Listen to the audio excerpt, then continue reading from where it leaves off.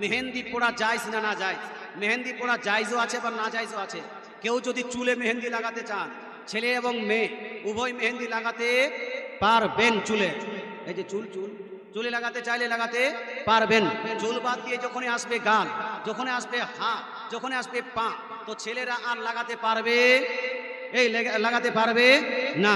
ছেলেদের জন্য হাতে মেহেন্দি লাগা জায়েজ নয়, ছেলেদের জন্য পায়ে মেহেন্দি লাগা জায়েজ নয়, ছেলেদের জন্য গালে মেহেন্দি লাগা জায়েজ নয়, হাতের উপরে মেহেন্দি লাগা জায়েজ নয়। কিন্তু মেয়েরা যদি মেহেন্দি পড়ে এটা তাদের জন্য জায়েজ হবে। মেয়েরা যদি হাতে লাগায় তাদের জন্য জায়েজ হবে, মেয়েরা যদি পায়ে লাগায় তাদের জন্য জায়েজ হবে। এটা মেয়েরা হাতে মেহেন্দি পড়তে পারবে, মাথায় মেহেন্দি পড়তে পারবে, পায়ে পারবে কি পারবে না? পায়ে আবার পারে নাকি?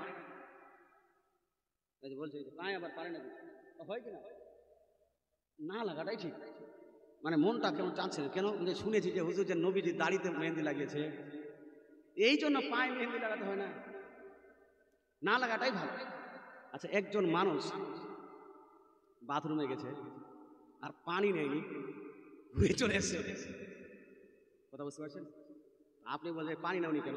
ছি ছি ছি, না পাক জিনিসে পানি দিব? আমার নবী তো পানি পান করেছে। বুঝতে পারছেন? না পাক জিনিসে দেওয়া যায়? ঠিক ঠিক, লজিকটা ঠিক আছে না? ওর লজিকটা ঠিক আছে? এটা কেমন কথা? মুসলমান আপনাকে বলতে চায় মেহেন্দি তো রাসূলুল্লাহ সাল্লাল্লাহু আলাইহি ওয়াসাল্লাম দাড়িতে লাগিয়েছিলেন, মাথায় লেগেছে, আর পানি তো পান করেছেন। পানি কি করেছেন? ভিতরে গেছে। তারপর ওই পানিগুলো আমরা কোথাও কোথাও ব্যবহার করি কি করি না? তখন কি ভাবনা চিন্তা করি? কেন করেন না? তার থেকে তো ডেঞ্জার জায়গায় জায়গায় দেন আপনারা। মুসলমান আপনাকে বলতে এই লজিকটা ভুল, এই ধারণাটা ভুল। নবীজি যেই মেহেন্দি লাগিয়েছিলেন সেম মেহেন্দিটা নবীজির দাড়ি থেকে উঠিয়ে কোনো মহিলা যদি পায়ে লাগাতো তাহলে আমি বলতাম যে এটা না লাগাটাই ঠিক। কিন্তু আমরা তো লাগাচ্ছি এখানকার মেহেন্দি, কোথাকার? এই মালদার মেহেন্দি। নবীজি সাল্লাল্লাহু আলাইহি ওয়াসাল্লাম আজ থেকে 1400 বছর আগে ওই মেহেন্দিটা লাগিয়েছিলেন। যেরকম নবীজি সাল্লাল্লাহু আলাইহি ওয়াসাল্লাম যখন উযু করতেন, উযু করার পরে নবীজি যখন পানি মুবারকগুলো ওই উযুর পানিগুলো পড়তো, বুখারীতে আছে যে ওই পানিগুলো সাহাবারা পড়তে দিত না, ওই পানিগুলো হাতে নিয়ে কেউ মাথায় লাগাতেন, কেউ শরীরে লাগাতেন, কেউ বুকে লাগাতেন। জোরে বলেন সুবহানাল্লাহ। ওই পানিগুলো বেয়াদবি করা যাবে না। কিন্তু মুসলমান আমরা যেই পানিটা বাথরুমে ব্যবহার করছি এই পানি আলাদা, আর রাসূলুল্লাহর সেই পানি আলাদা। তদ্রুপ রাসূলুল্লাহ যেই দাড়িতে মেহেন্দি লাগিয়েছেন সেই মেহেন্দি আলাদা, আর আমাদের মালদার মেহেন্দি আলাদা। এই জন্য পায়ে লাগাতে পারবে না? পারবে না। এবার লজিকটাও ঠিক হয়েছে। এ মুসলমান, যাই হোক, লজিক একটা মেহেন্দি হয়ে গেল, কিন্তু ছেলেরা পারবে না। ছেলেরা পারবে হলুদ লাগাতে, তবে হলুদ যদি ছেলেরা লাগাতে যায়, হলুদের যে সিস্টেমটা আমাদের দিকে আছে, আমাদের এলাকায় আছে, সেই সিস্টেম চলবে না। বুখারী, মুসলিম, তিরমিজি, নাসাঈ, আবু দাউদ, ইবনে মাজাহ প্রায় সব জায়গায় লিপিবদ্ধ আছে সাহাবীদের যুগে সাহাবারাও বিয়ের সময় হলুদ লাগাতেন। জোরে বলেন সুবহানাল্লাহ। এই সুবহানাল্লাহ, সাহাবারাও লাগাতেন। কিন্তু প্রশ্ন হলো এই সাহাবারা কিভাবে লাগাতেন?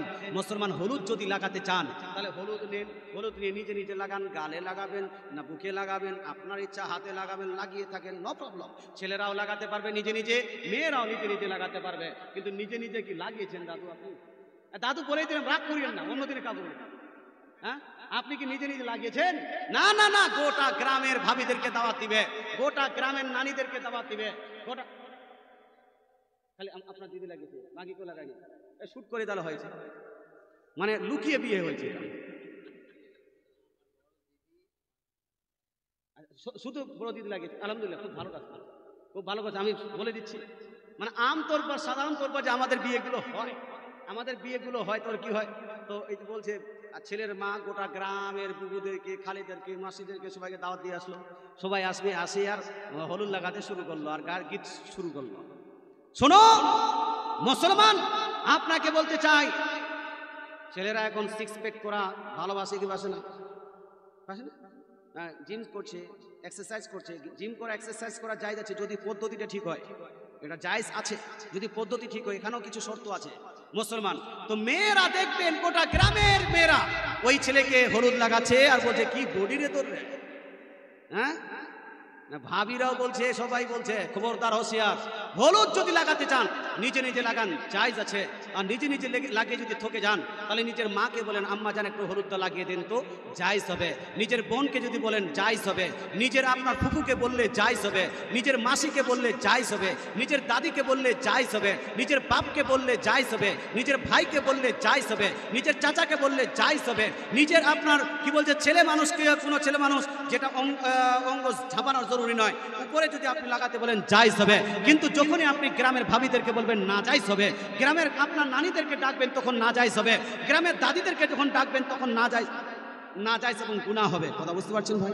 তদরূপ ভাই, একজন নারী যদি বিয়ের সময় হলুদ লাগাতে চায়, নো প্রবলেম, আপনি লাগাতে পারেন, নিজে নিজে লাগান, নো প্রবলেম।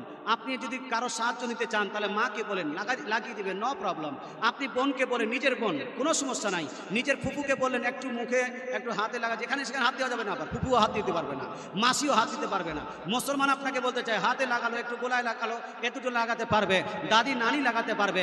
কিন্তু মেয়েদের, অন্যান্য মেয়েদেরকে ডেকে ওই আপনার হলুদ লাগানো, এইটা জায়েজ নয়। তদ্রূপ ওই যে আপনার যত এক্স বয়ফ্রেন্ড ছিল, এখন তো আর বয়ফ্রেন্ডের কমি নেই, হ্যাঁ, 4টা 5টা 6টা 10টা করে থাকে। মুসলমান আপনাকে বলতে চাই, ওই চ্যাটিংয়ের ফেসবুকের বয়ফ্রেন্ড আলাদা, হোয়াটসঅ্যাপের বয়ফ্রেন্ড আলাদা, কলেজের বয়ফ্রেন্ড আলাদা, স্কুলের বয়ফ্রেন্ড আলাদা। যখন সবারই সঙ্গে বিয়ে হলো না, বলছে চলো হলুদের সময় আসো, একটা কমসে কম যেন হলুদ লাগিয়ে চলে যাও, সবাইকে ইনভাইট করলো। মুসলমান আপনাকে বলতে চাই, এটা বহরহর হচ্ছে এখন বর্তমান সময়।